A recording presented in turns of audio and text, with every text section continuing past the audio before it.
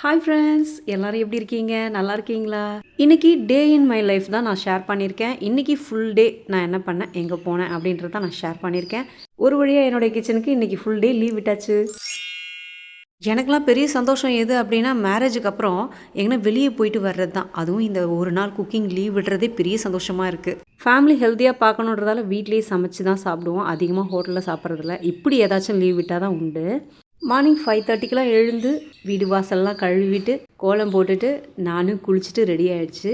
மலை சுற்றுறோம் அப்படின்றதால ஒரு கம்ஃபர்டபுள் ட்ரெஸ் எது அப்படின்னா எனக்கு இந்த கவுன் ஆர் மேக்ஸி இதுதான் நான் போடுவேன். ஏன்னா ஒரு 14 கிலோமீட்டர் நம்ம சுற்ற போகிறோம் அப்படின்றதால நம்ம கம்ஃபர்டபுளான ஒரு ட்ரெஸ் போட்டிருந்தா மட்டும்தான் நம்மளால் கொஞ்சமாச்சும் ரிலாக்ஸாக போக முடியும். வாவ்! என்னை பொறுத்த வரைக்கும் மற்றவங்கள அட்ராக்ட் பண்ணுற மாதிரி ட்ரெஸ் போடாமல் நமக்கு பிடிச்ச மாதிரி கம்ஃபர்டபுளாக போட்டுக்கிறது தான் நல்லது. அது ஆக்வர்டாக இல்லாமல் நல்லா டீசெண்டாக போட்டுக்கிட்டோன்னா அதுவே அழகு தான். நீங்கள் லாங் ட்ராவல்லாம் போனீங்கன்னா உங்களுக்கு கம்ஃபர்டபுளாக இருக்க ட்ரெஸ் எதுன்னு எனக்கு கமெண்ட்டில் சொல்லுங்கள். டீ மட்டும் குடிச்சிட்டு என்னை நம்பி இருக்க ஜீவன்களுக்கும் சாப்பாடெல்லாம் போட்டுட்டு நான் கிளம்பிட்டேன். நம்ம சேனல் இப்போ தான் நீங்கள் பார்க்குறீங்க அப்படின்னா ஒரு லைக் கொடுத்துட்டு அப்படியே கமெண்ட் செக்ஷனில் ஹைப் பட்டன் டச் பண்ணுங்கள்.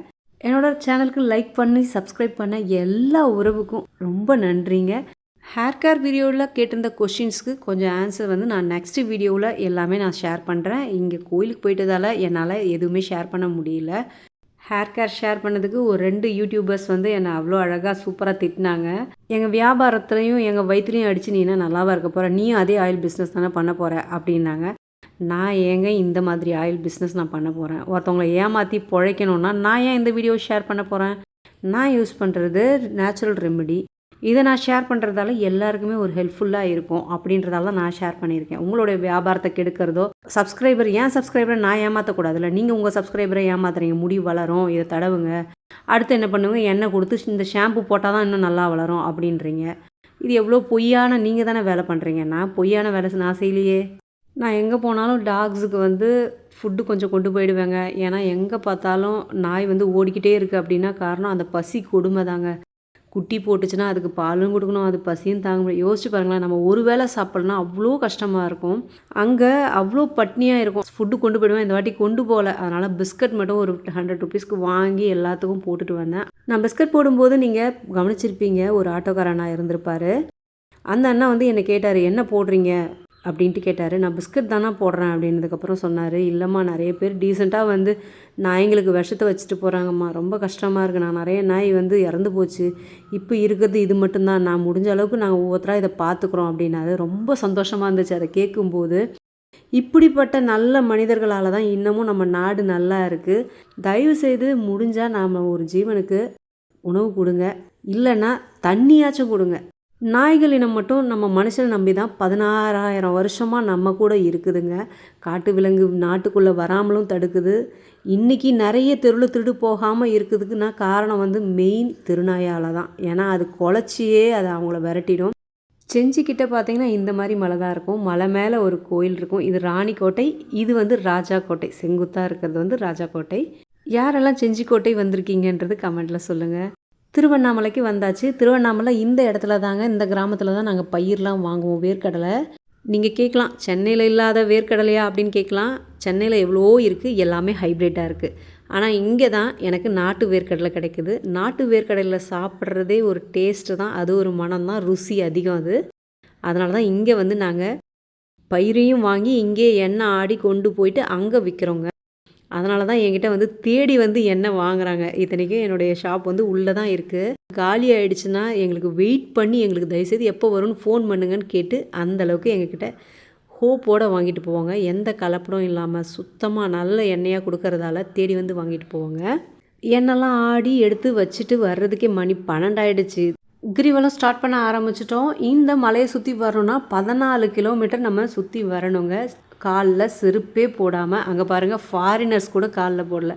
அவங்களாம் எந்த கிளைமேட்டில் வாழ்ந்தவங்க, சாக்ஸு ஷூவோடு சுற்றினவங்க கூட செருப்பு இல்லாமல் தான் போயிட்டுருக்காங்க. மோஸ்ட்லி கிரிவலம் போகிறவங்க எல்லாருமே 99% செருப்பே போட மாட்டாங்க. இப்போ இந்த தார் ரோடு இருக்கிறதால நிறைய கல் குத்துதுன்றதால சாக்ஸ் போட்டுக்கிறாங்க. எனக்கு சாக்ஸை விட எனக்கு என்னவோ வெறும் காலில் நடக்கிறது தான் கம்ஃபர்டபுளாக இருந்தது. அதனால் வெறும் காலிலே நடந்தோம். நிறைய பேர் நம்ம நாட்டிலேருந்து ஃபாரின் சுற்றுலா போகிறோம், எவ்வளோ இருக்குது அங்கே தான் அதிசயம் இருக்குன்னு. ஆனால் ஃபாரினர்ஸ் அங்கே 3 மாதம் சம்பாதிச்சுட்டு இங்கே 1 வருஷம் ஸ்டே பண்ணி கோவில் கோவிலாக தமிழ்நாட்டை சுற்றுறாங்க. தமிழ்நாட்டில் நம்ம சுற்றி பார்க்க வேண்டிய இடமே அதிகமாக இருக்குது. எனக்கெல்லாம் நம்ம நாட்டில் ஃபுல்லாக எல்லா இடமும் சுற்றி பார்த்துட்டு அதுக்கப்புறம் தான் நான் ஃபாரினே நான் போகணுன்னு நான் நினைக்கிறேன். நான் இந்த வீடியோவில் காமிக்கிறது வந்து ஒரு ஃபாரினர் தான் காமிச்சிட்ருக்கேன். அவர் வேஷ்டியில் பாருங்கள், சிவவாக்கியம் எழுதின தமிழ் எழுத்தில் எழுதின வேஷ்டியை வாங்கி கட்டியிருக்காரு. இது எவ்வளோ ஆச்சரியப்பட வேண்டிய விஷயம் தெரியுங்களா? அவர் காலில் கூட பாருங்கள், செருப்பு இல்லை, வெறும் காலில் தான் நடக்கிறாரு. அவருடைய கிளைமேட்டில் வாழ்ந்துட்டு எப்படி பாருங்கள், ஃபாரின்லேருந்து வந்தவங்கலாம் நம்மளுடைய கலாச்சாரத்தை அப்படி விரும்புகிறாங்க. மலை சுற்றுறதுக்கு கூட பாருங்கள் செருப்பு இல்லாமல் அவ்வளோ அழகாக நம்ம கலாச்சாரத்தை மதித்து கரெக்டாக போகிறாங்க.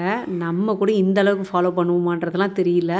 எக்கச்சக்கமாக பணம் வச்சுக்கிட்டு அது எப்படி செலவு பண்ணுறதுன்னு தெரியாதவங்க ஃபாரின் போகிறாங்க. ஆனால் இவங்க இவ்வளோ பணம் இருந்து நம்ம நாட்டுக்கு வராங்கன்னா என்ன காரணம் நீங்கள் யோசிச்சு பாருங்கள். ஒரு பீஸ்ஃபுல் மைண்டு எல்லாமே நம்ம நாட்டில் மட்டும்தாங்க இருக்குது. அதை நம்ம எப்போ தெரிஞ்சுக்கிறோமோ அப்போ தான் நமக்கும் நிம்மதியாக இருக்கும். என்னை பொறுத்த வரைக்கும் நம்ம நாட்டில் இருக்கிறத சுற்றி பார்த்தாலே போதும்னு நான் நினைக்கிறேன். அதுக்கப்புறம் நம்ம கடவுள் புண்ணியத்தில் நமக்கு பணம் வசதி இதெல்லாம் வந்ததுன்னா நம்ம வந்து ஃபாரின் இதெல்லாம் போய் சுற்றி பார்க்கலாம். கொஞ்சம் தூரம் வந்ததுமே பூமி கிழங்குன்னு வித்துட்டு இருந்தாங்க. இது என்ன பூமி சக்கரை கிழங்கு எனக்கே தெரியல, ஃபஸ்ட் டைம் சாப்பிட்றோம் அப்படின்ட்டு சாப்பிட்டு பார்த்தேன். இதில் லெமன் தடவி நாட்டு சக்கரை போட்டு கொடுத்தாங்க. ரொம்ப அருமையாக இருந்தது. இது 20 வருஷம் ஆகுமாங்க இந்த கிழங்கு விளைஞ்சி திரும்ப எடுக்கிறதுக்கு.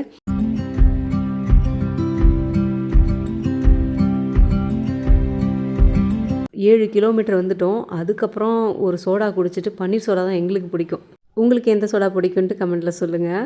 சோடா குடிச்சிட்டு பக்கத்துலேயே இடுக்கு பிள்ளையார் இருக்குது. இடுக்கு பிள்ளையாருக்கு 2 கிலோமீட்டர் கிட்ட லைன் நின்றுச்சு. சரி உட்காந்து பார்ப்போம், அதுக்கப்புறம் கூட்டம் குறைஞ்சா உள்ளே போகலான்னு பார்த்தா ஒன்றும் முடியாது போல இருக்குது. வீடியோ மட்டும் எடுத்தேன்.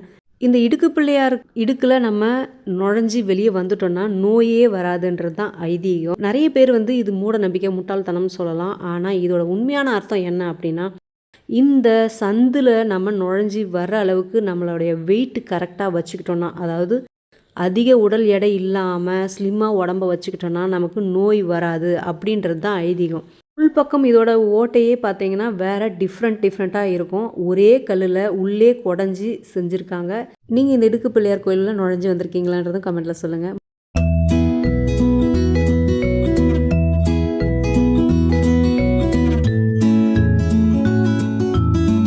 நாங்கள் எல்லாம் மலையெல்லாம் 14 கிலோமீட்டர் சுற்றிட்டு கோயிலுக்குள்ளே போகலான்னு வந்தால், கோயில் வெளியில் இருந்தே ஒரு 8 கிலோமீட்டருக்கு லைன் நிற்குதுங்க மெயின் ரோடு வரைக்கும். எல்லாருமே பார்த்திங்கன்னா ஆந்திராக்காரங்களும் கர்நாடகாக்காரங்க தான் அவ்வளோ பேர் இருக்காங்க. உண்மையாக சொல்கிறேன், 8 மணி நேரம் 9 மணி நேரம் நின்று சாமியை பார்த்துட்டு போகிறாங்க. திருவண்ணாமலை சுற்று வட்டாரத்தில் இருக்கிறவங்க எல்லாருமே மலையை தான் கும்பிடுவோம். எங்களுக்கு இந்த மலை தான் சிவன். உலகத்தில் எவ்வளோ பெரிய சிலைலாம் இருக்கலாம், எவ்வளோ பெரிய கோயில் வேணாலும் இருக்கலாம். ஆனால் ஒரு மலையே சிவனாக கும்பிடுறது இந்த திருவண்ணாமலை மட்டும்தாங்க நான் சொல்லுவேன். எந்த கோயிலுக்கு வேணாலும் நீங்கள் நினச்சதுமே கிளம்பலாம். ஆனால் சிவன் கோயிலுக்கு மட்டும் நம்ம நினச்ச நேரத்துக்கு கிளம்பவே முடியாது. அவரோட ஆசீர்வாதம் இருந்தால் மட்டும்தாங்க நம்ம சிவனை பார்க்கவே முடியும். நீங்கள் திருவண்ணாமலை கிரிவலம் வந்திருக்கீங்களான்றது எனக்கு கமெண்ட்டில் சொல்லுங்கள். எத்தனை முறை வந்திருக்கீங்கன்றதை சொல்லுங்கள்.